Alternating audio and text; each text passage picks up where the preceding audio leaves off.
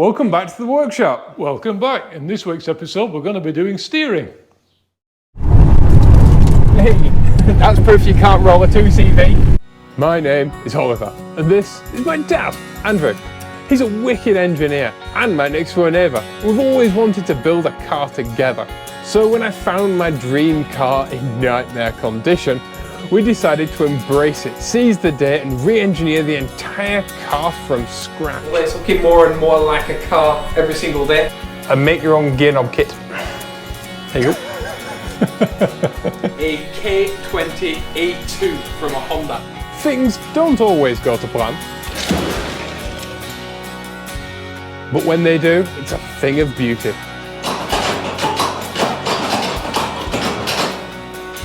Building a car and making memories with my dad. One of one, this is Project Mosquito. Now we have a little bit of a conundrum because we have a mystery shaft and I've got no idea what this spline's off. Now, fortunately for us, with our GTM and our mystery shaft, we also got a hub. And this hub fits on there like that. Perfect. Perfect spline with hub. And we got a steering wheel. This is a mountainy steering wheel from the UK apparently. I've seen them before on like MGBs and stuff, but this was the factory wheel for a GTM. And that fits on there like that. It's obviously got a giant centre to the steering wheel, a lot like a lot of MGBs have and a lot of Minis have and stuff. But this wheel is no good. And the reason this wheel is no good is because it's a lot narrower than my shoulders, which isn't ideal. And it's teeny tiny.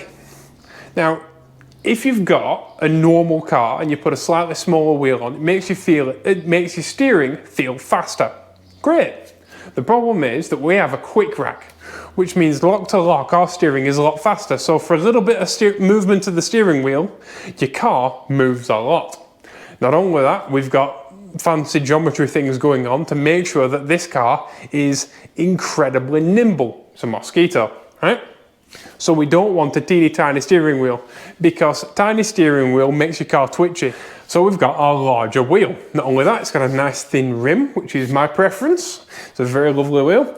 And I got a hub for it from Japan, of all places. Yeah, a Japanese hub for my Italian wheel.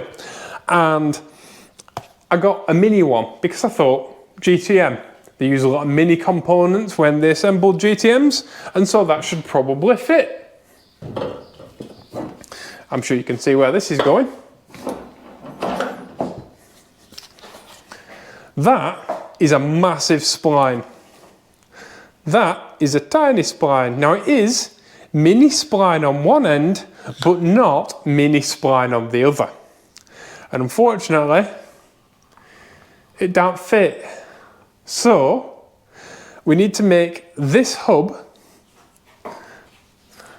and this hub become incredibly intimate and form a newer, better hub that both fits our wheel and our mystery shaft.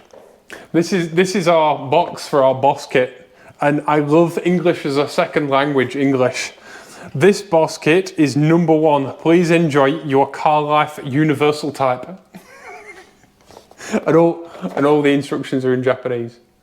And I love that the first thing it says in the English instructions for this boss kit is, if you are not capable of doing it, get someone else to do it who is.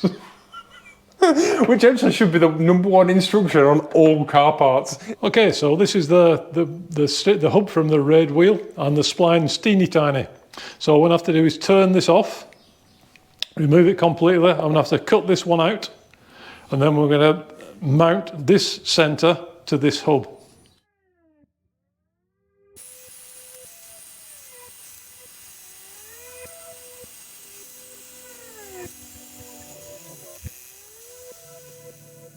Do we have to just cut the self-cancelling bit off? It's up to you.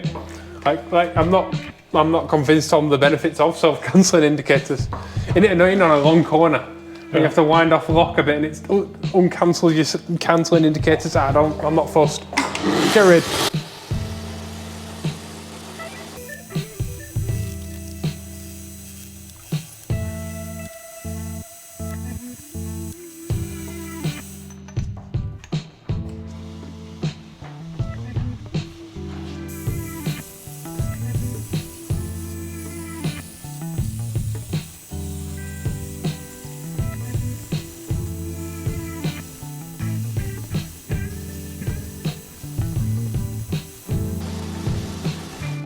what I need to do is keep as much material on both pieces as possible. Yeah.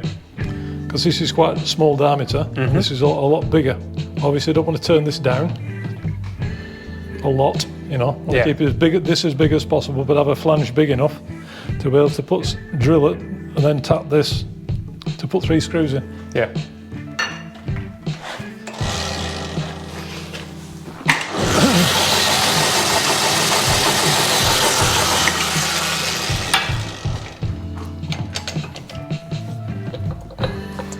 Because this is just a casting that's been machined. It's not round. The hole in the centre doesn't line up with the outside diameter that's been machined. Yeah. So all the time this wheel's been like this. Ish. There we go. It's the hole we need concentric. Yeah, I can turn this to suit now.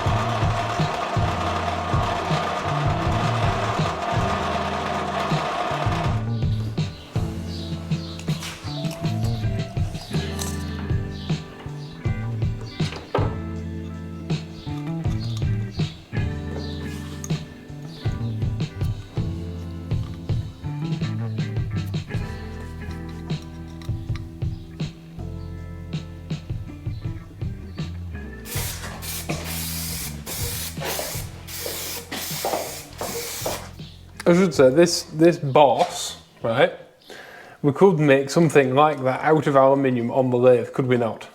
Yep. However, chunks of aluminium are that big are not that easy to come by. Hey.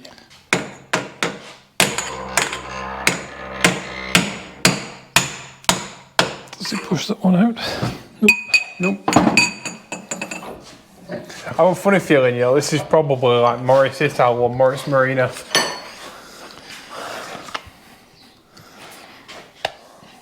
I'll have to exercise its demons later. Our hub came with this plastic shroud, I suppose you'd call it, that goes around the boss cover. No idea, right? And it's all right, and I think it'll look all right in a Mini, where you've got your indicator stalks here and a plastic thing, and your stalk sticking out of it. When you put it here, it's just very big and very like visually bulky. And I'm not a big fan of plastic. So I want to know what you think. Because when you take it off, it's not especially pretty either. Now, of course, I can polish all of this up, but it will still have the slotting from where the self-cancelling indicators trigger. So I don't know. I don't know what to do with it. Like I said, I can. Well, we need to put 2 more screws in here, obviously, but I can kind of get rid of this flange and polish it all up and make it nice, get rid of all the casting marks, all that. But you can only make something with a big slot cut in it so pretty. Now, a few people have asked about whether we're going to be fitting a removable steering wheel to this car. I don't know yet. So we get it in the car, and all positioned wherever I want it and all nice. I don't know whether to fit a removable boss or not. If we can get away with not doing it's better, really. Because one, they're really expensive. Like really good steering wheel bosses are expensive. This is a very weird PCD, pitch circle diameter. Just like wheels have a pitch circle diameter, steering wheel hubs have a pitch circle diameter. I looked at an is it OMP, Dad? Yeah. Right, OMP makes some really nice hubs that have big holes cut in them. And I found one for sale, second hand, in a box, unopened, right? Really pretty. Unfortunately, they use a different PCD than this. This raid wheel uses, I think it's the same as a Nardi wheel. It's like slightly larger than most wheels that you'll find now on the market. And so a hub was kind of tricky to find. So the only removable wheels that match this PCD are rather, the only removable hubs, you know, that are available for this are very expensive. And if we can do without one, it's always better. So I don't know. I don't know what to do. But we'll have to try it and see. But yeah, if you've got any solutions for this and that, let me know.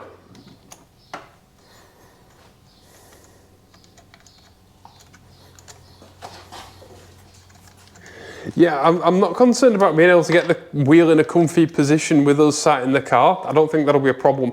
But because the seats are tipped back, I've got a concern about our thighs and getting out the car and getting the wheel under our thighs. Because it's a bit snug in there, isn't it?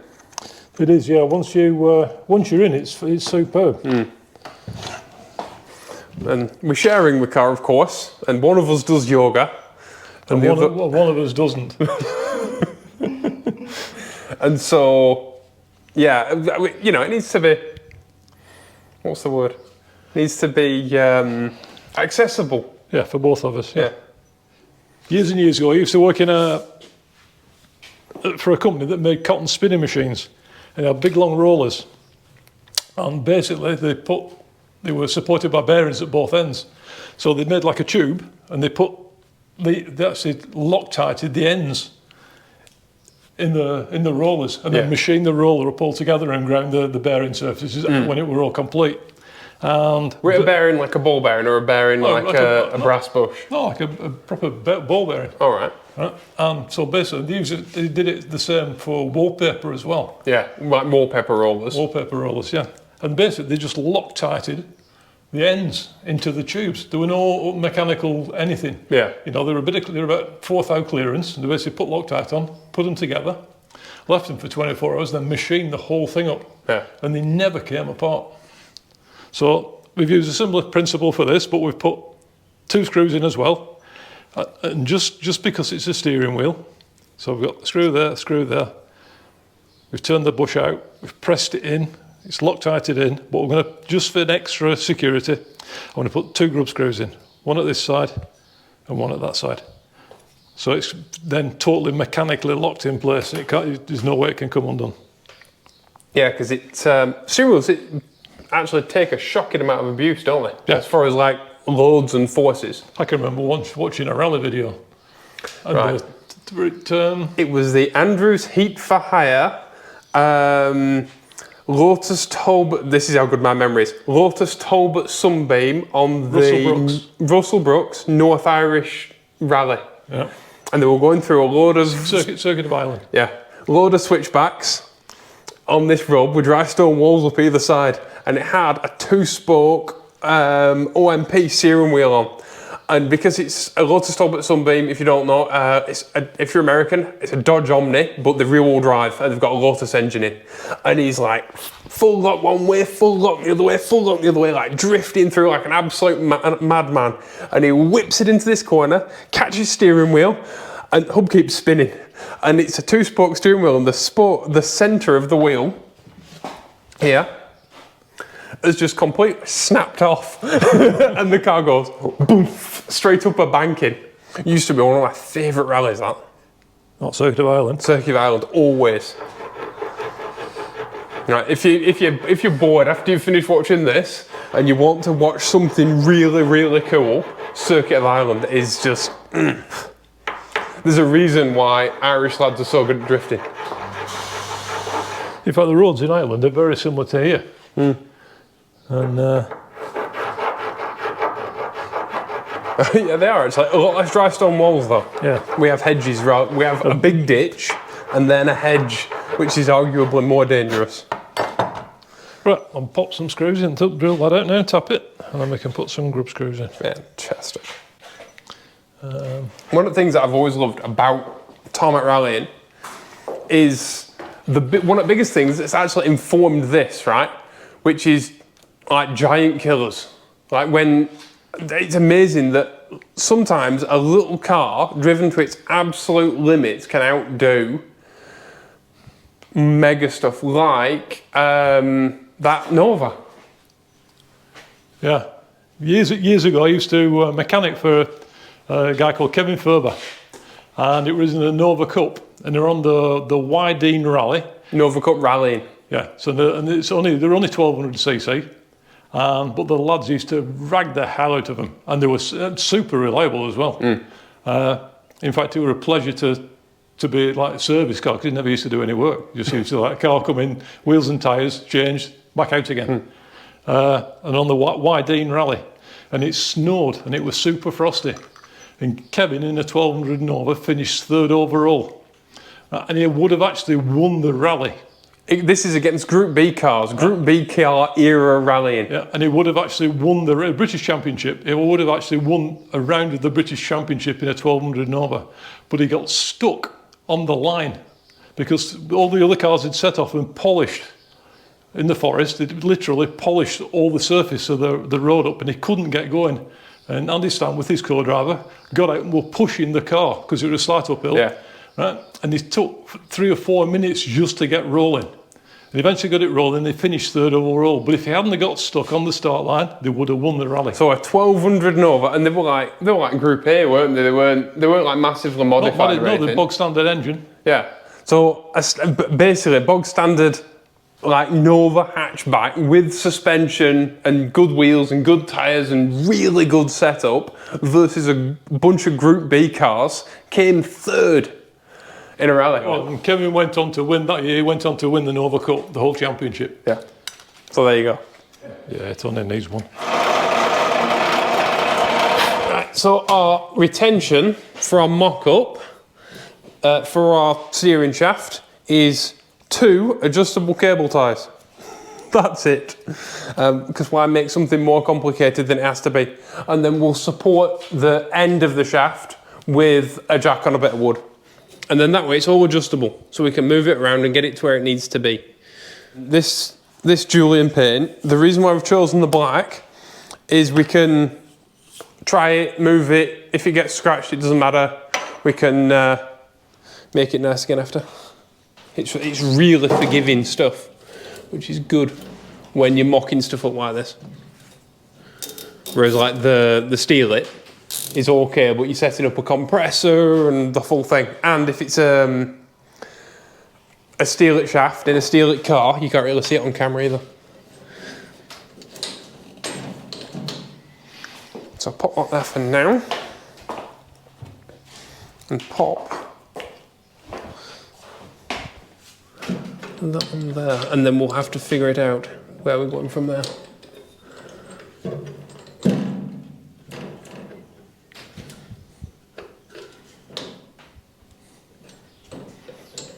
And we'll find out if we can get out of the car with the steering wheel on. Right, so what I've done, we've got the 2 screws in.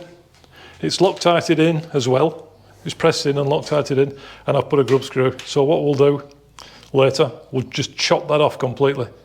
So it's mechanically fixed in, and it's, if it will, chemically fixed in by using the Loctite. So that's never going to come undone. I'm slightly ginger, simply because I don't mean ginger. I mean I'm doing it gently, because obviously first time in with a wheel.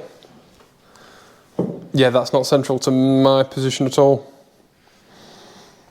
We're off by 15 mil, perhaps even 20.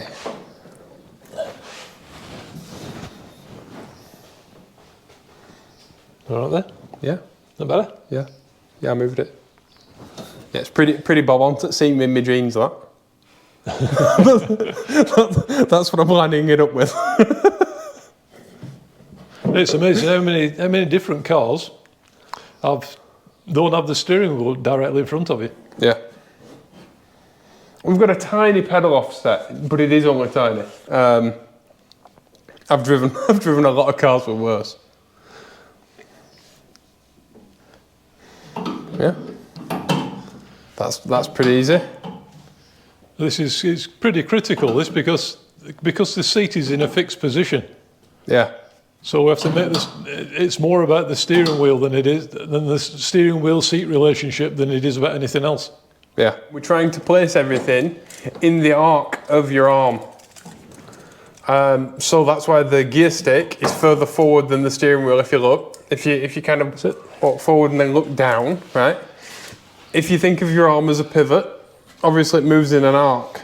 So your gear stick being in an arc from your steering wheel means you're not moving your shoulder. It's a single movement. And so by avoiding compound movements, in theory, it should make gear shifts faster. But also you're not going to like whack your gear stick with your hand. The wheel itself is quite high, Dad.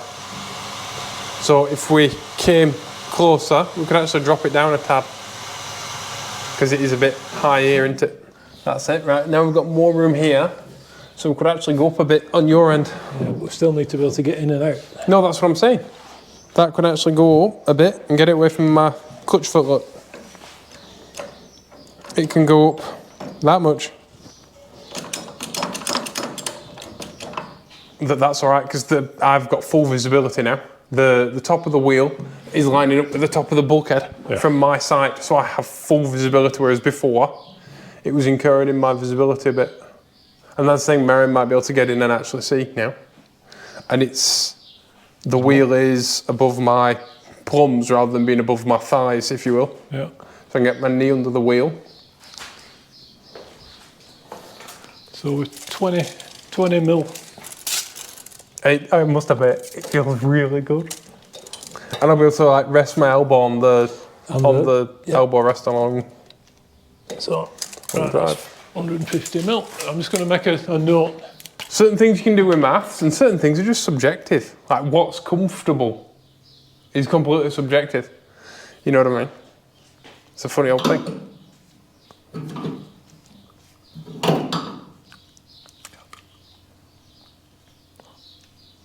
And what's really nice about this, these are all original parts that belong to the body.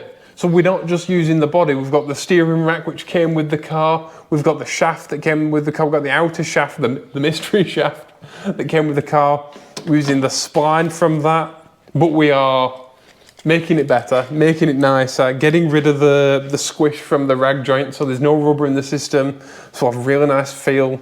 I love that. Yeah, so basically we need to make a shaft now from the rack, from the two universal joints, from the rack to the steering shaft that runs into the car, the collapsible one. We need to make a solid shaft now that links the two together.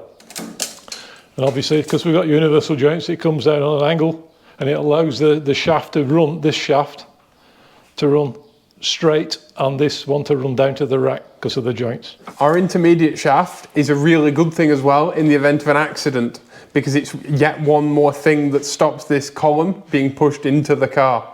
It allows basically the column to pivot upwards in an accident rather than towards me. So it will go upwards and it will collapse before it comes anywhere near me, which is amazing. Yeah, it'll push everything up this way so it's away from your feet. Mm-hmm. So it's nothing's, you can't get your feet trapped in the car in the state of an accident. You know, the shaft's not going to go down. It's always going to come up. And also we've got there's two stopper brackets on this outer shaft that will go up against our clamp, and that will stop this shaft coming into the cabin as well, because it will have to pivot on our bracket that we're going to make here. So it would pivot that upwards so the steering wheel goes up as well. It's one more kind of port of call. So we actually have 3 points of safety for our steering column, which is amazing. And it means that I could knock the steering column that way. If I hit the steering column for whatever reason, I could knock the steering column that way, but the steering column can't come this way. And I can get out pretty easily, I think. The nice thing about these seats being quite broad is you can kind of just, it's a good job we're measured. I can't get it back on top of the thing. Pivot in your seat and get out. There we go. If Paris Hilton was in a Mozzie instead of a McLaren SLR, she wouldn't have shown the world a hoo-hoo. Because she can get out in a dress. That's a big thing with actually being able to like get in and out easily, isn't it? Yeah. And saying someone were asking about that. Especially when you're slightly less flexible. Yeah. No, it's the thing. The more of a pain in the neck a car is, okay, your bolt will be dry now. The more of a pain in the neck a car is, the less you're going to use it. I remember when I was a kid, my mum tells this story about my dad going out for their first date together, right? And my mum, do you remember this? Yeah. Right, my mum always tells this story. Come on, you can be on camera. Right, my mum always tells this story about them going on their first date and dad picking her up in a rally car. Yeah. She wasn't best pleased because obviously you've got harnesses, bucket seat, and she'd spent ages getting ready. She wore this lovely dress and she had to climb over a door bar. Climb over the door bar, get into the bucket seat in high heels. And then put harnesses on, and all her dress got wrinkled. Yeah. And she liked the car, but she didn't like you revving it when you arrived there because it was all cami and on big Webers. Well, Delortros, weren't it? Yeah. Is it Delortro or Delorto? Delorto. Carbs.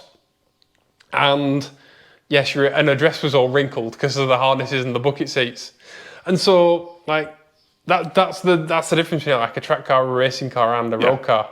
Yeah, you need to be in there comfortable and not crinkled up like a brown paper bag. No, but the more stuff you can use it for, the more you're going to use something, and the less chances of you getting sick of it and selling it. Yeah. Because as you go through your life changes, and so if you have a really flexible vehicle, I think that's the charm of like a 911. Yeah. That's what everybody misses. A 911 isn't the greatest thing at doing one specific job. It's not the greatest track car ever made. It's not the greatest grand touring car ever made. It's not the greatest car to drive to work in ever, but it is a car that you can do all three things in. Yeah, and it does supremely well in all three things. Yeah, and it does well. And so, you can take it on a road trip, but you also can drive it to work in the snow in winter, but you also can take it on a track day and enjoy it. So there's very few... And if you've got small kids, you can bung them in the back. Yeah, so there's very few barriers to actually using it, and there are very few reasons not to use it. And that's exactly what I want for this. So yeah, and my poor mum's only, I say my poor mum because she has to put up wheels, right? But my mum is only 6 foot. She's only 5 foot tall. She's tiny, and so like it was really important that my mum can fit in the car and stuff. Because I want you guys to use it as well. Yeah. There's no point owning stuff that you don't use all the time. Right. Like you with your watches. Yeah. There's no point having nice watches if you don't wear them. If they're sat in a cupboard being wound up every day. Yeah. Right, an intermediate shaft like this, you might think that it will put a load of restriction into the steering feel. There is an optimum angle for universal joints, but if you look at like a 911 steering shaft kind of does this. It's crazy. They're way more of an angle than we are, and 911s are like famous for their steering feel. But we are well within like optimum range. The universal joint, it's got a spline on one end, which is the same as a rack, but it's got a D, what they call a double D, and it's got two flats on, so we can turn the shaft up 19 mil, and then we can put a flat on each side, and then that'll allow that to slide in and then be clamped up. So ideally, we need a piece of 19 mil bar to make the intermediate shaft. But what we have is 20 mil, so I've got to machine it down. And it's shaft steel. It's super high tensile, but it's super hard as well to machine. And it's basically, it'll destroy what cutting tools we have left. Sorry, I'll buy you some tips. They're going to get destroyed. But it's massively overqualified for its job. Yeah.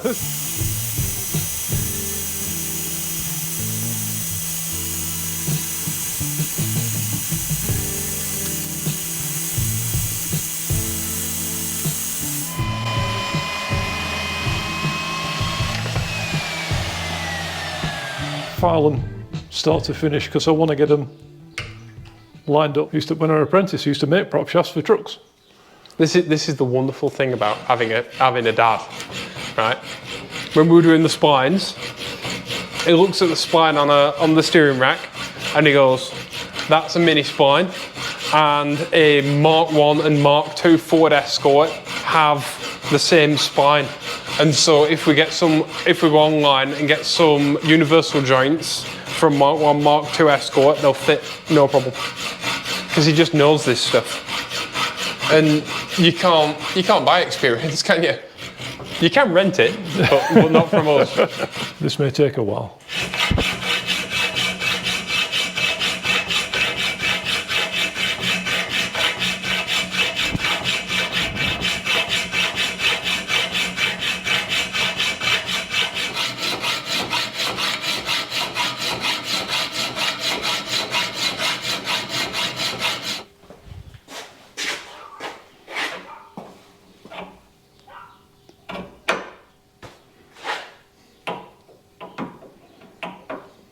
Fit that on the side as well. Haha, thing of beauty. Right, basically, when this goes on there, the bolt won't go through. So what you've got to do is file, get a round file, and file an 8mm slot into here. So the bolt will then pass through it. And then that way, even if the nut came off the end, as long as that bolt's in there, this can't fall off. But obviously, so it's in a key, and it's got a thing on, and then it's got its nut and washer on. So you've got two forms of redundancy in your joint.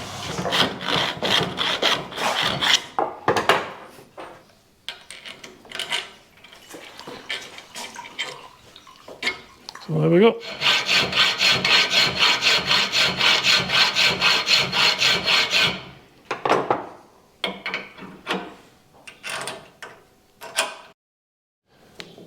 Every single bolt that we use in nut and bolt is just for the dry build. When it comes time to actually put this thing together for realsies, it'll be a different kettle of fish. Now we've got it all together, we've made it, it all fits as it should. But looking at the diameter of the steering shaft here,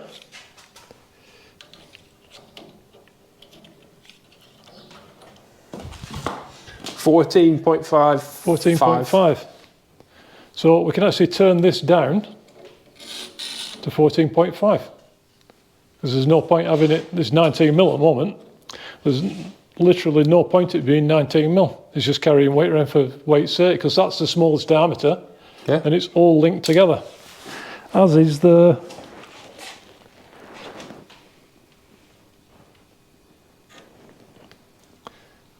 rack, which is 13.9, so that's like 9/16, and this is 3/4 inch, so we can actually turn it down. So let's lose some weight. That's almost 20%.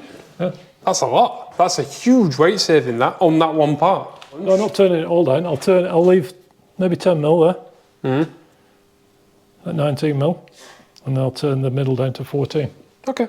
So it'll be thick at both ends and thin at middle. 14mm at middle. So while Dad turns his shaft down, I'm going to make this look prettier, because quite frankly it's upsetting in its current state.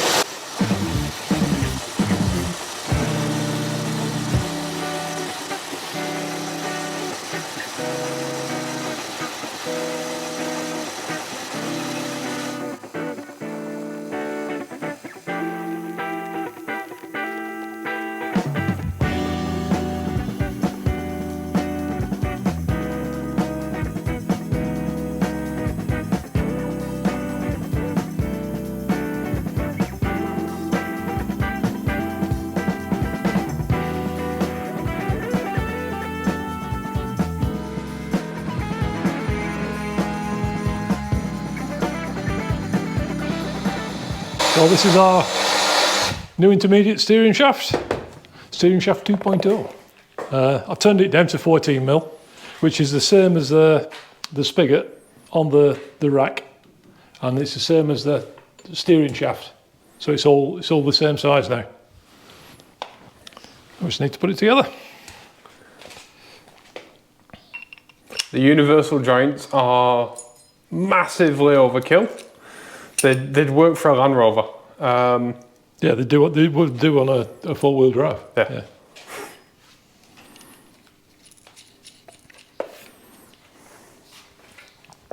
And as you know, I'm not fond of casting lines and the mottled finish, so I might sand those off later. So if in a future episode they look painted, you'll know why.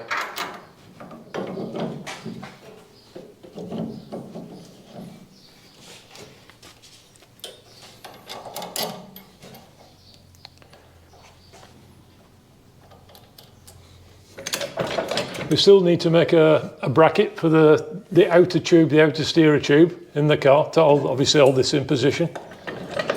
But there we go.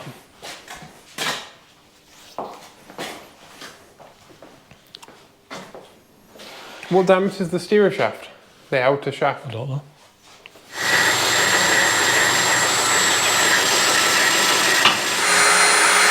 Okay, so how long do we need to make this? What's the plan? I'm thinking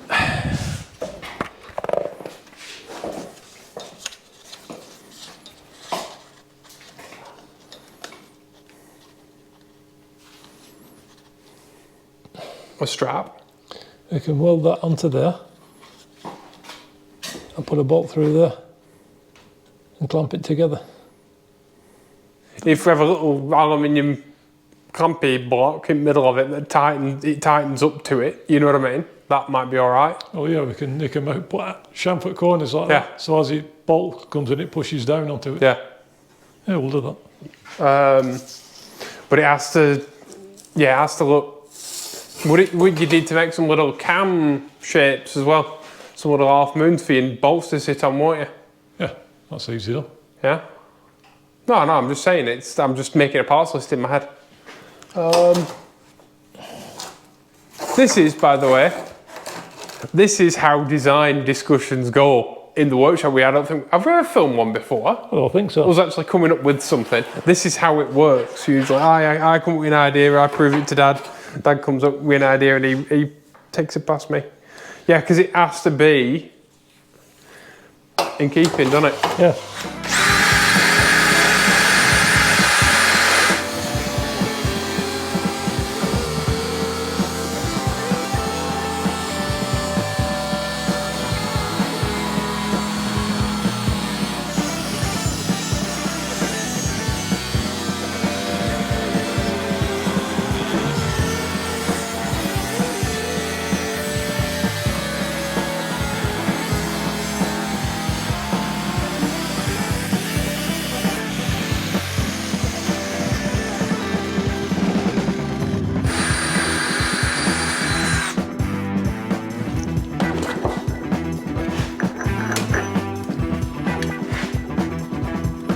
Well, that's looking better. At least it doesn't have a giant flange on it.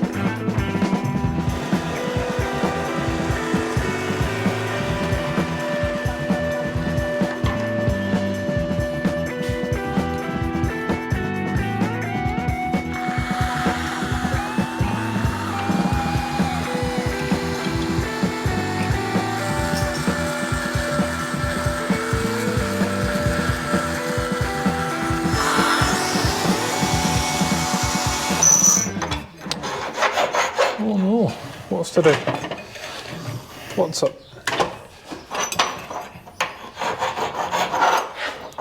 Need to go to bend these. Bend these how? What?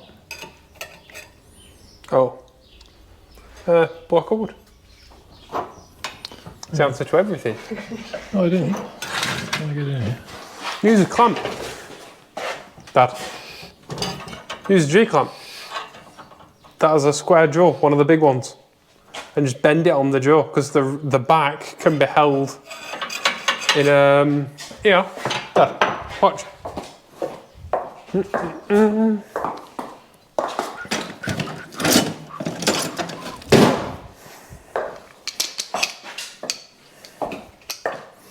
because that's a straight edge. Yep. Jolly well done.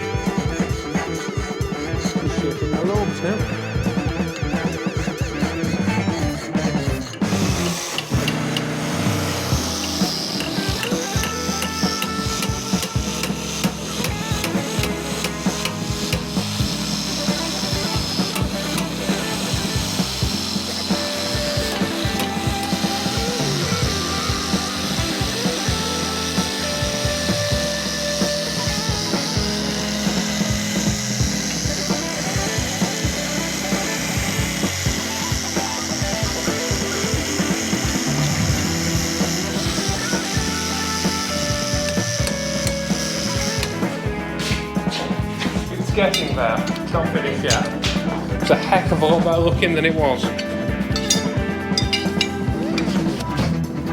Sorry, can I get back to work? Thank you.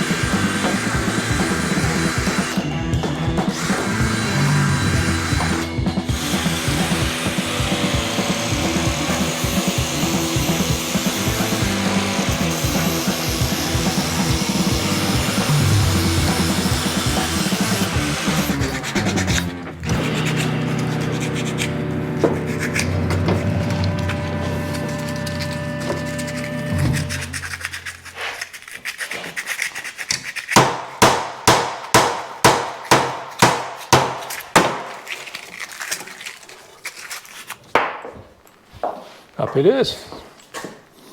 Yeah? Cracking. Well done, dude.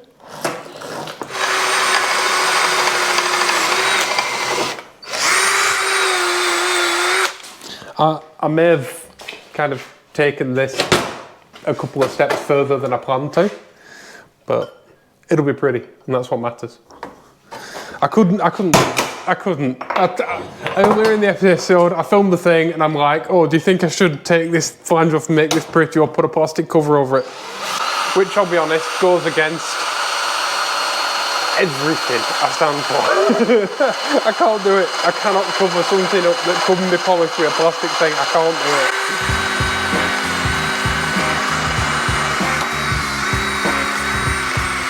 it. Shiny weighs nothing.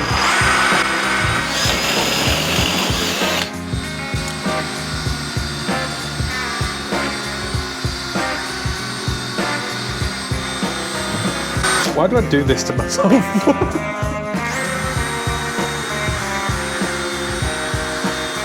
Could have painted it black, it could have sat happily behind that thing and everyone would have known.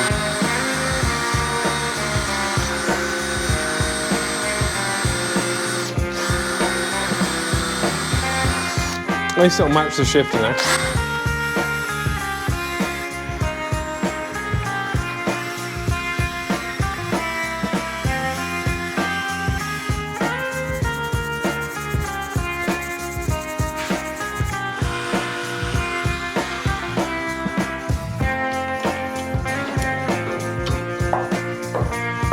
Am I right to go back to the thigh?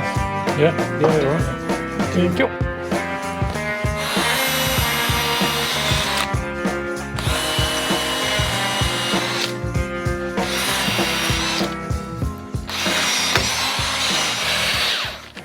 It's dead.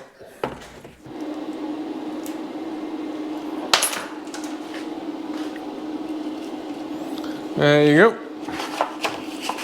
One steering wheel boss.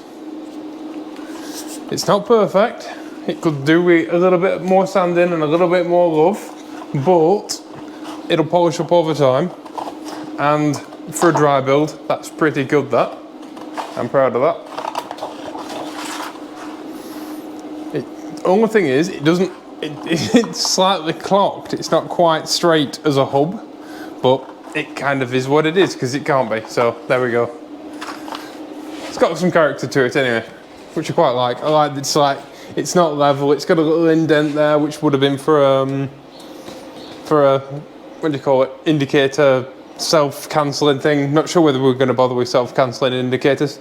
I'm not bothered by them. As a serial Citroen driver, I'm used to not using them. So. And because it's behind the wheel, it won't shine in the car. Yep.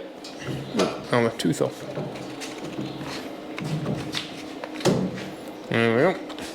Yeah, it won't blind me, but yet it matches with the shifter a bit.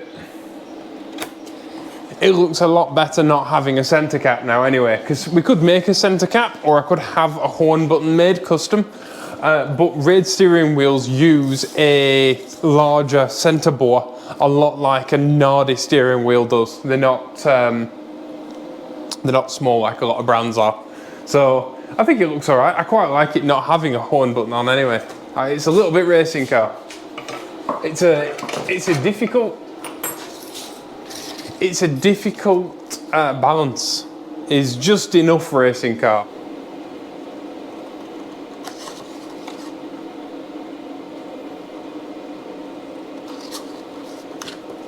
And now we need to make another bracket to come off this bulkhead that comes forward, that clamps the tube again, so it's fastened in two places, so it can't twist sideways, can't go up and down, can't go anywhere. Make a piece that fits in there. We can fold the sides down to triangulate it, and then we'll make a bracket similar to this one that we can bolt in place there. Use a nut and bolt and a nut and bolt and a clamp screw again. Super lightweight, yet super strong. Because we're using a steering column that has an intermediate shaft, it has to be super stiffly mounted. Otherwise it'll want to do this in its mounting rather than turning the wheel. It has to be stiff enough to make the two universal joints do their job. It's a bit like cars that have, if you think about like a prop shaft, or Americans call it a drive shaft on a car, in something that has a complicated drive shaft, you'll usually have a carrier bearing, yeah? Which is a bearing in the middle with a universal joint and then a universal joint. This is the same kind of thing, where the tube itself is our carrier bearing, and then that end is our two universal joints to your differential, what would be in a real drive car.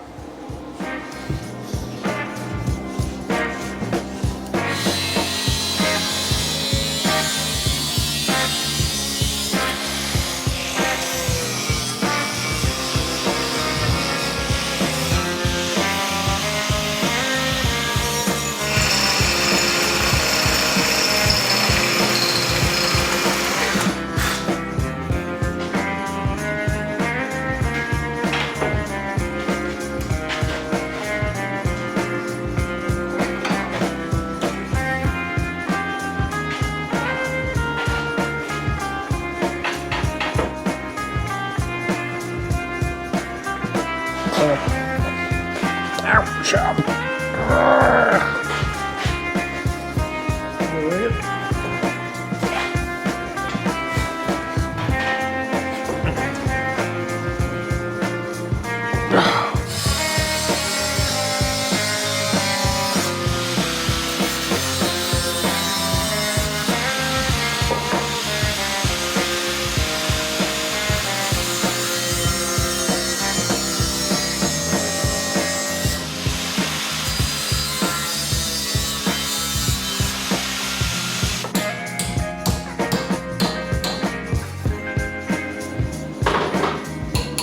Yeah, so that's our clamp bracket and our bulkhead bracket. So we can now chop these off.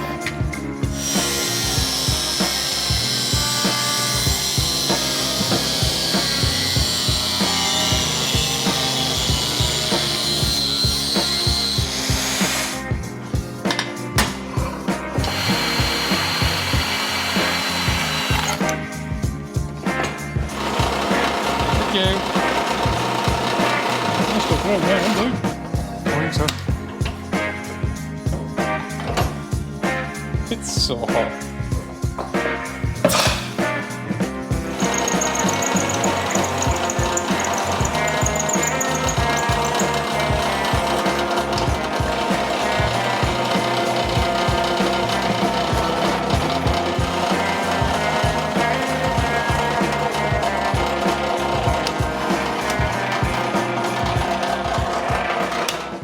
Is it still ambidextrous if you're equally terrible with both hands? Yeah, I think it is. Got to drill that, can't we? Yep, I'll let you do that. That way, if it's not in the middle, you won't mind making a second one.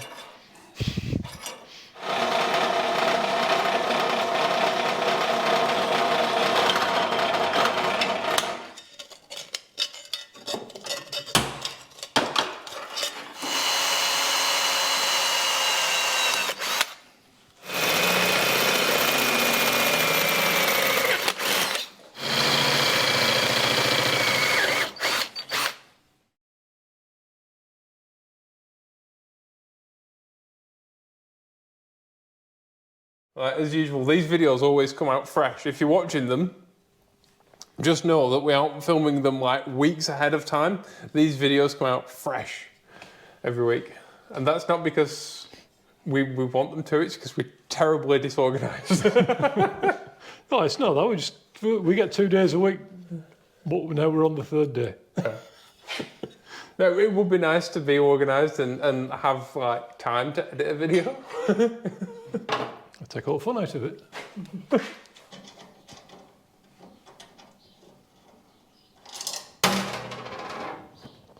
That one. Oh.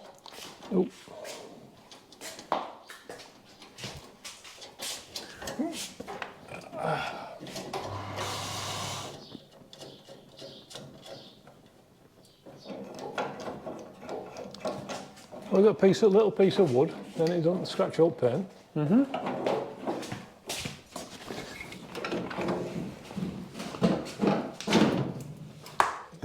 We've got plastic pegs up here, and we've got this big industrial clamp on here. Yeah. But it's nothing's really tightened up. It's loosely mocked up. Yeah, we've loosely mocked it up. We've took the weight off the wheels.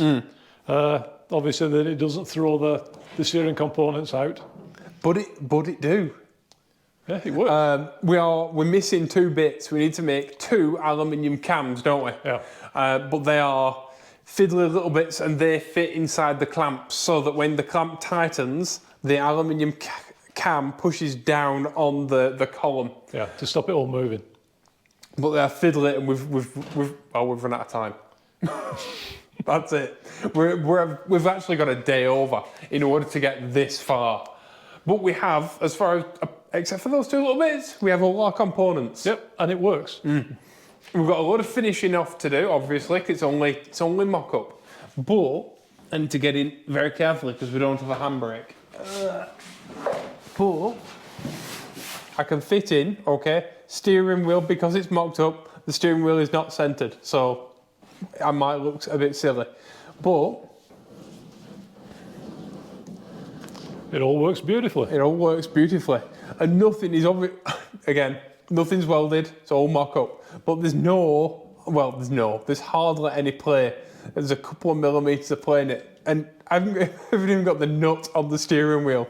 I can just pull the steering wheel off. Like, nothing is fastened together. However, to say we haven't got anything tight, that's amazing. You want just go on to full lock. Full lock? Yeah, it's amazing how much lock this thing has. For a mid-engine car, Yeah. it's absolutely super. It's almost drift.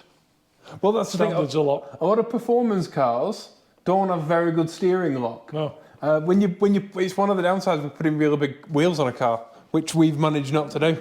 But yeah, oh, so good. Quick rack. Never driven a car with a quick rack before, and it's mine. I'm really happy. Oh, did I tell you? I'd found a picture on, I think it was Tumblr, of a Miura with this steering wheel on, and it turns out that the Miura with this steering wheel on was the one that I saw at Retromobile. So it's literally the one in the intro for the videos. When we first started doing a video, it was in the intro. So when I went to Retromobile, I stood in front of a Miura that had this steering wheel.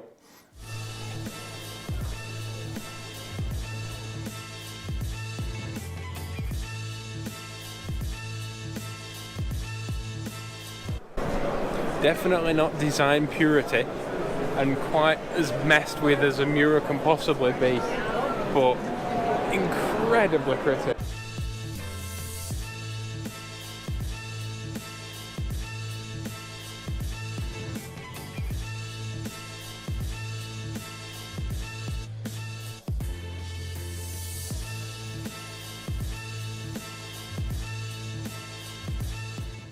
There was a gold Miura and a silver Miura, right? And I'm thinking to myself, we can do this. We can build this. We could make something like this. We could, so one of the inciting moments of all of this was done in front of a car that had this exact steering wheel fitted, and I didn't realise until this morning. That's some karma stuff. I don't know whether I believe in karma or whatever, but that's like some stuff. That's amazing. So yeah, this car was meant to have this wheel. So happy with it. And yeah, okay, it's only mocked up. There's a lot of finishing off work. Yeah, so that's why we decided to finish. We'll leave it for now. We'll finish off in the next episode, and it'll be superb. Yeah, because it's 80-10, isn't it?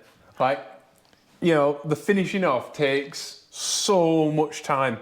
Silly things like painting the intermediate shaft and all that, it all has to be taken apart. Things have to be painted so they don't rust and stuff. All of our little brackets have to all be welded in just right, in perfectly the right place. It's massively time consuming. So next week, you'll get to watch us finish it. It's funny, I said at the beginning of this week, I said to you, like, we were going to do the pedal box, and I said we wanted a little bit more time. I said to Dad, I will do the steering, it'll be easy. Well, it has been relatively easy, it's just been time consuming. Yeah.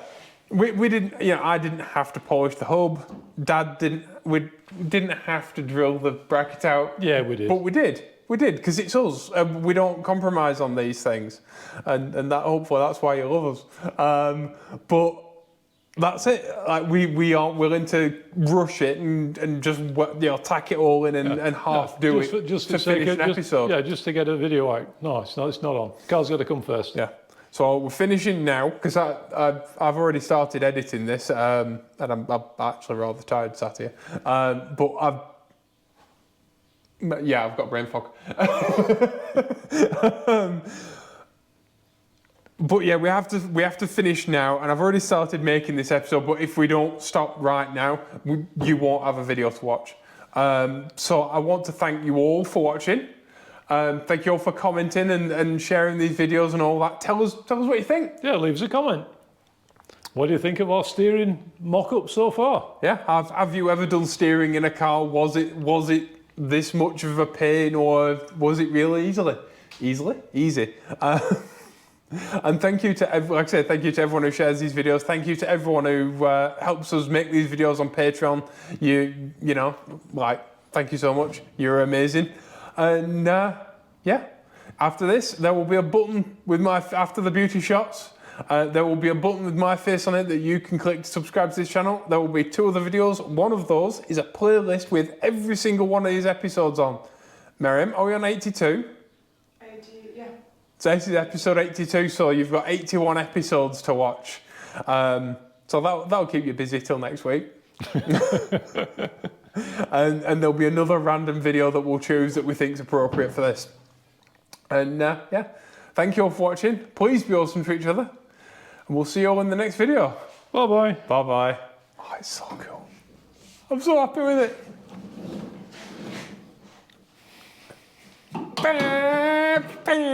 I've waited all this time. First brum.